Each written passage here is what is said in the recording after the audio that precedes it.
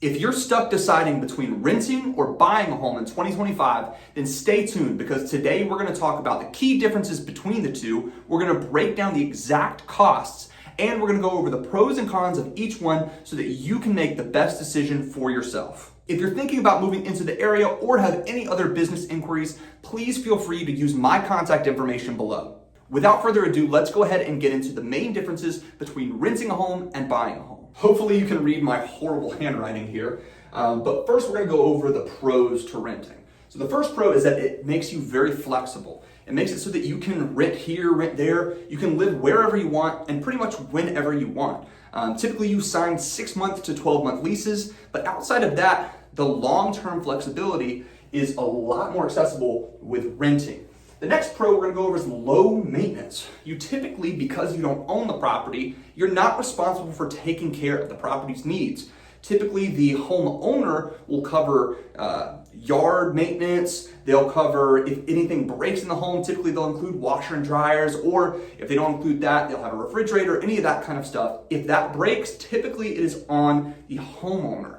The next part here going over is low upfront costs. So typically to get into a rental, it is so much less money than purchasing a home. Typically they require 1 to 2 months rent. That depends on the place, that depends on the homeowner or the property managers that are charging that. But typically it's going to be 1 to 2 months rent up front. And then from there, you're just in it for the long haul. So it's a lot more cost effective up front. Now going over the cons of renting. These are big. So the first one here is no equity. So you're not building up equity over that time. So what that means is all of that rent that you are paying is going directly into the pocket of the homeowner. You're never going to see that money again. You're building up no equity. The next thing is rent increases. The amount that you pay per month is going to continue to go up. Typically they raise rent every year. I've seen some homeowners that will keep their same rates for a while, but at some point they're going to be forced to raise the rent on you. So over the course of 10 to 20 years, if you continue to rent, it's going to continue to go up. The next con here is limited control. You don't have a lot of control of the property. You don't like the color of the walls. You don't like where something is placed. You don't really have control to change any of that. It's the homeowner's house and you're just renting it out. So you can't really make big changes like that. And if you do add any upgrades against their will, it's still their home and they own that. So you don't really get to see any of that in the long run. Now we're going to go over the pros of actually buying a home versus renting. So the first pro we're going to talk about is obviously you build equity. That money that you're paying every month towards your home, you're going to see again. It kind of acts as a forced savings account. Unlike renting where you're not ever going to see that money again, that money does come back around in the force of growth of equity. The second thing is stable monthly costs. Unlike renting, how it goes up every single year or even more than that, you're going to see a stable monthly cost. If you have a fixed rate mortgage especially, it's going to be very consistent. You're going to pay the same on the first month that you are paying on the last month of your mortgage.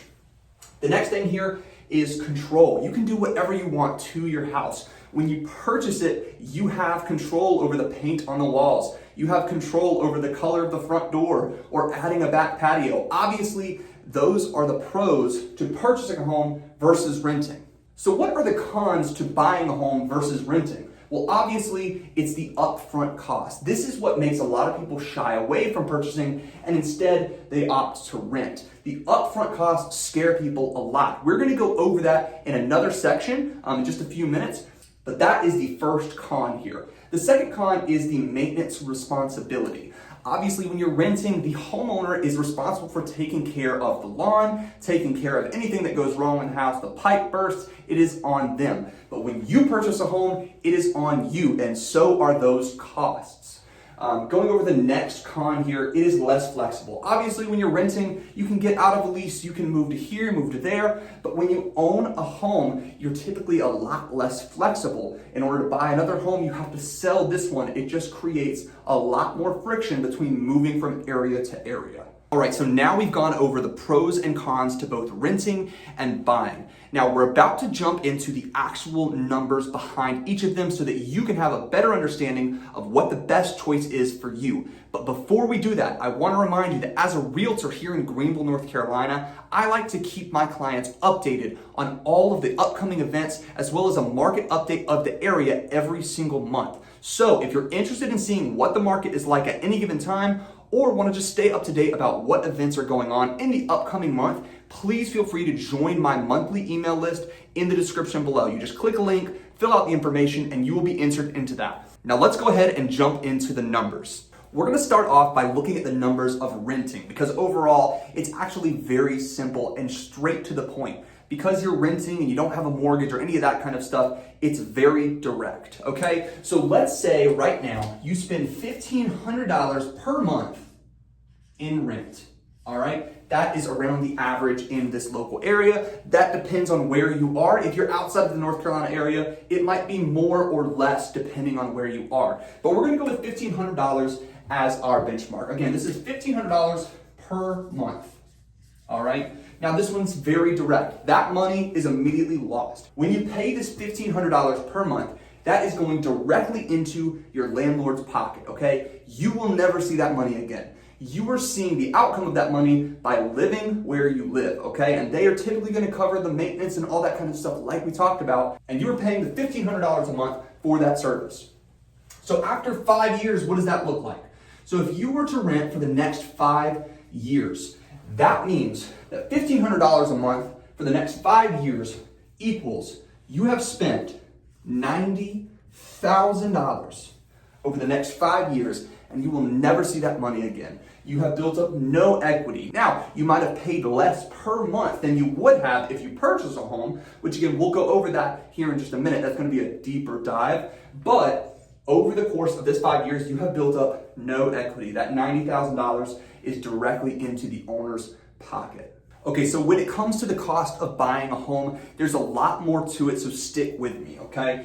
So let's say, for example, we were to purchase a $250,000 home, and we were to put 5% of that cost down up front, okay? That would be $12,500 that you are paying up front. So like I said, a lot more upfront costs, but stick with me, okay? If we put that $12,500 down, that would mean that we are getting a loan of $237,500. All right, when you get a loan from a bank or from any kind of lender, they are always going to charge you a certain amount for loaning you that money. That is called your interest rate. So typically you're going to see somewhere around the 6.5%. Right now, you hear people talking about in the past, it was at 3%, 2%, all those kind of numbers. Right now, it'd be somewhere in the 6.5% mark. And that would be 6.5% of your loan paid every single year, okay? So that's how much you would pay in interest, okay? So now, let's say we took a look at the taxes, insurance, plus your mortgage. How much would that be per month? With all that combined, you're gonna be spending around $1,870 per month, okay? So a little bit more than if you were to rent a house. However, this can change depending on whether you buy a $200,000 house or a $100,000 house.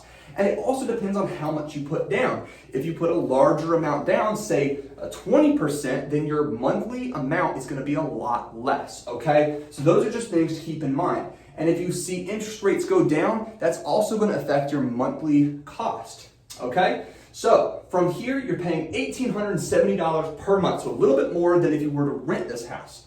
However, in 5 years, when we looked at the 5-year mark after renting, we had spent $90,000 and none of that was coming back to us. It was all gone in the wind, okay? But after spending $1,870 per month for 5 years, you will have paid $112,000, more than with renting.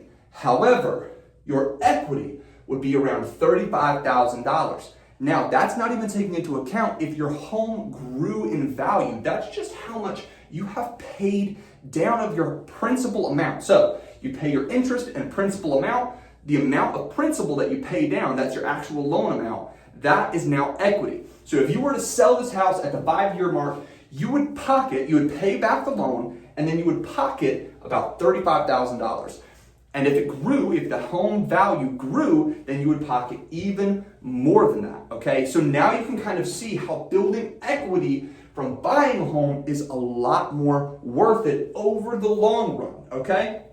A lot more upfront cost, but you're actually investing in something that you'll get money back for in the future. Another thing to note about this is that while we're looking at you've built $35,000 in equity here, as you pay down that loan amount, the interest that you pay is going to go down as well. So if we were to look at 10 years, you would have made more than this in that extra 5-year period. So over the course of 10 years, you might have saved more like $70,000 or $80,000 in equity. That's just to give you an example of how your interest is going to go down over time and the amount of principal, the actual loan amount that you pay is going to go up. But you're still going to be paying that same amount. This $1,870 per month is going to remain the exact same. When we looked at the renting, we didn't even account for the fact that rent is going to go up. So over that 5-year period, you're probably not going to be paying the same at the beginning as what you paid at the end. But when we're looking at purchasing a home, you're going to be paying the exact same amount as long as you have a fixed rate mortgage. Okay, so when is it a better idea to rent and when is it a better idea to buy? At the end of the day, you have to decide that for yourself. But I'm going to give you a basic breakdown of when it's typically a better time to rent and when it's typically a better time to buy. So here are some signs that it might be better for you to just rent for now. If you don't plan on staying in the area for very long, say a year or less, it's probably just more worth it to go ahead and rent for that amount of time. Like we looked at in the past examples here, it would be a less cost to you. And over the course of a year, you really have to look at how much equity you would even be able to build up. So it might not even be worth it to purchase a home if you're only going to be staying there for a little while. Another reason it might be better for you to rent for now is if you don't really have your finances worked out. If you don't have money for a down payment and don't have any kind of credit to get a loan, that might be a sign that it's time to rent for a while. Another sign that you just need to consider renting instead of buying a home is if you don't really want the responsibility of owning a home. There's a lot of maintenance that might go into that. Taking care of your lawn can be a hassle in itself, okay? And there's lots of things to taking care of your own home that when you rent, you just don't have to worry about. So that might be a sign that you should just stay renting for now. But if you're gonna stay in a place for more than 3 years, it's probably a better idea to look into purchasing a home. Like I said, rent is gonna keep going up, but the amount you're paying per month on your home mortgage is probably gonna stay the same as long as you get a fixed rate mortgage. So over the course of that 3 to 5 years, even if you stay there 10 years, that is really going to add up and you're gonna add to the equity of your home and actually be able to take out that money in the long run. Another sign that it might be time to buy a home is if you have money saved up. If you feel like, hey, that down payment number did not scare me, I actually have more than that to put into a home, which might decrease my monthly payments, then it might be more worth it to just go ahead and buy a home. And the last reason that you should really consider buying a home is it is a long-term investment. If you were ready to start building wealth for long-term, then it's a better idea to purchase a home because you are investing in something that's going to build up equity over time rather than just throwing money out the window every month. If you're still unsure what the best option would be for you, I would love to have a chat with you just to run the numbers and give you an idea of what that would look like. At the end of the day, you have to make a decision for yourself. All I can do is give you the best data and the best information for you to make the best decision. If you're interested in learning more about real estate and staying up to date with what the market looks like and any new information, then go ahead and subscribe and join my monthly market update list. It's in the description. You click on the link, you fill out some information, and then you will be entered into my email list where you will get a monthly market update as well as a reminder of what events are coming up in the area of Pitt County. I look forward to helping you purchase a home in the future. Talk to you soon.